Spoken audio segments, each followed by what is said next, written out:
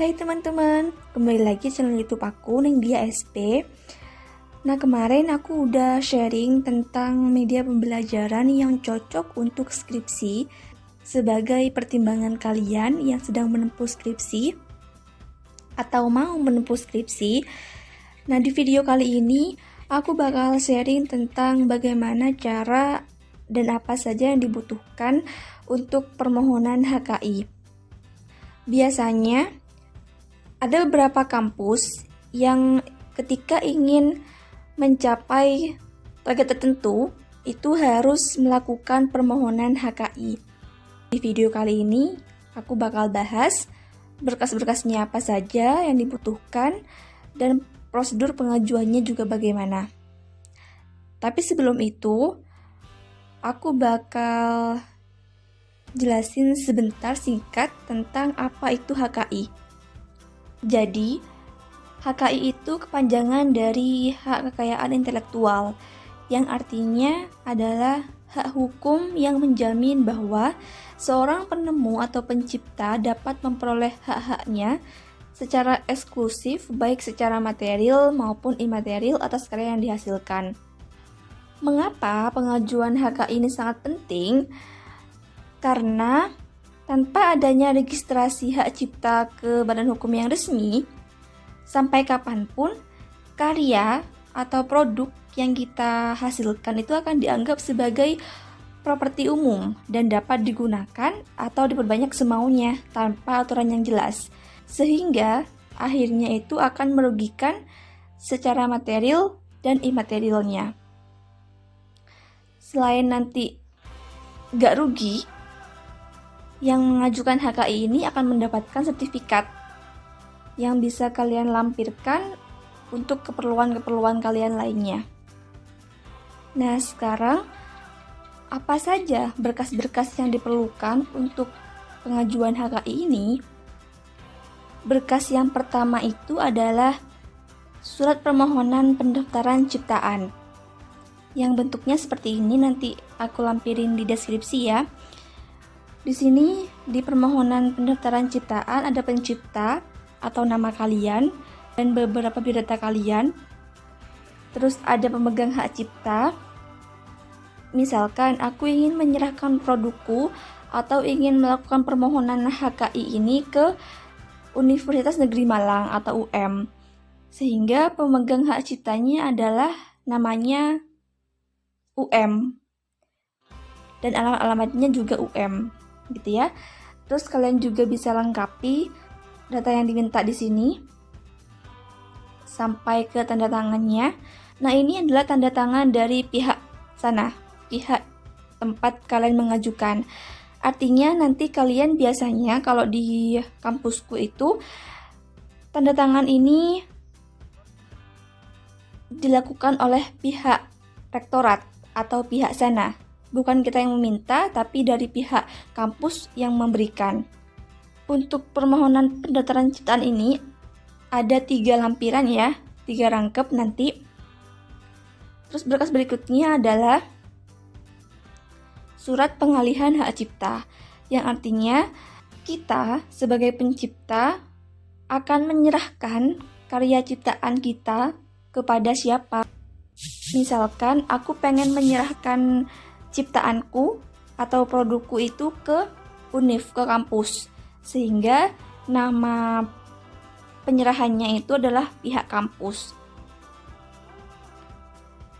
Nah, di sini ada tanda tangan ya, tanda tangan dari pihak kampusnya nanti akan diserahkan ke pihak kampus sendiri. Untuk pencipta di sini, kalau misalkan cuma ada satu pencipta, maka pencipta nomor 1 itu tanda tangannya di atas materai 6000.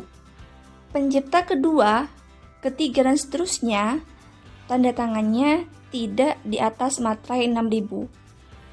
Hanya pencipta 1 ya yang di atas materai 6000. Berikutnya adalah surat pernyataan. Yang isinya seperti ini, tinggal kalian lengkapi semuanya. Ini juga yang menandatangani pihak kampus. Jadi kita tidak perlu meminta.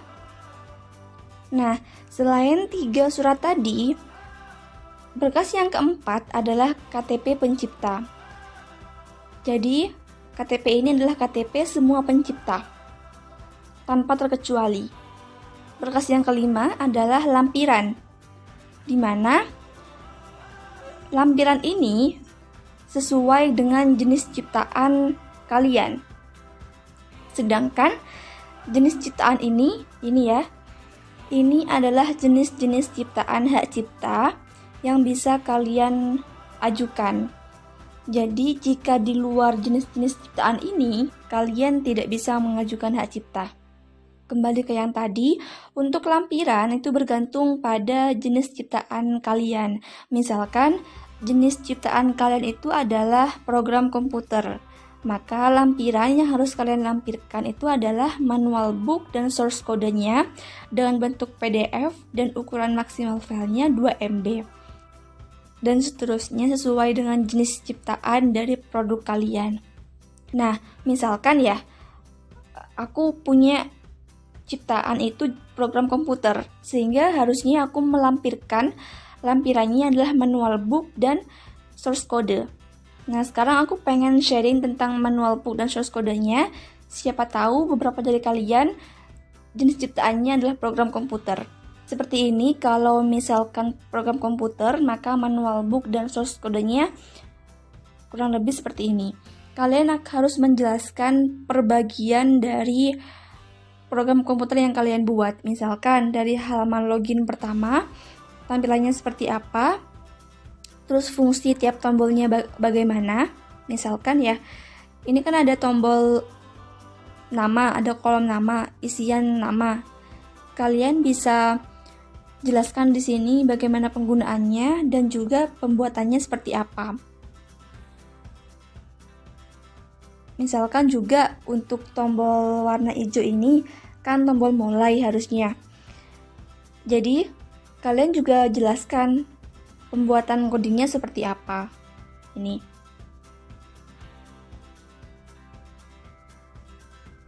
Sampai setiap elemen di program kalian jelaskan beserta dengan source kodenya.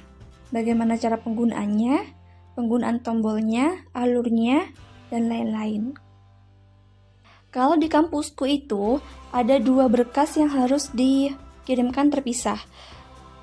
Berkas yang pertama itu adalah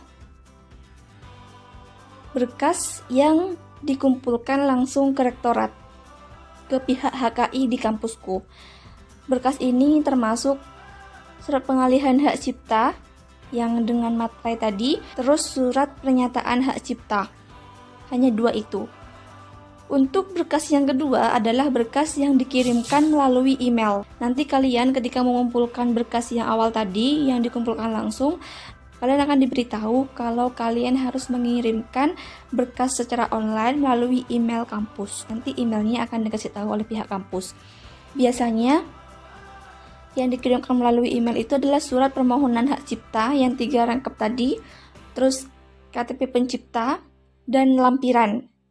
Nah, setelah kalian mengirimkan dengan cara 2 tadi, langsung dan online, kalian harus menunggu sekitar 2 bulanan untuk mendapatkan sertifikat dari pihak kampus ke kalian. Nah, biasanya nanti kalian akan dikirimkan email melalui pihak kampus ke email kalian yang isinya adalah surat pencatatan ciptaan yang ada nama kalian dan nama produk yang kalian mohonkan, yang kalian ajukan. Sertifikat ini sebagai hak cipta produk kalian yang nantinya bisa kalian lampirkan ke beberapa keperluan seperti lamar pekerjaan dan sebagainya. Nah, cukup sekian dari video kali ini tentang permohonan hak cipta. Apabila ada yang kurang paham, bisa tuliskan di kolom komentar, nanti aku jawab insyaallah. Terus jangan lupa juga di subscribe, nyalain loncengnya, share ke semua teman-teman kalian, siapa tahu membutuhkan. Terus di like juga, dan di komen sebanyak-banyaknya ya. Tetap jaga kesehatan. Sampai ketemu di video berikutnya.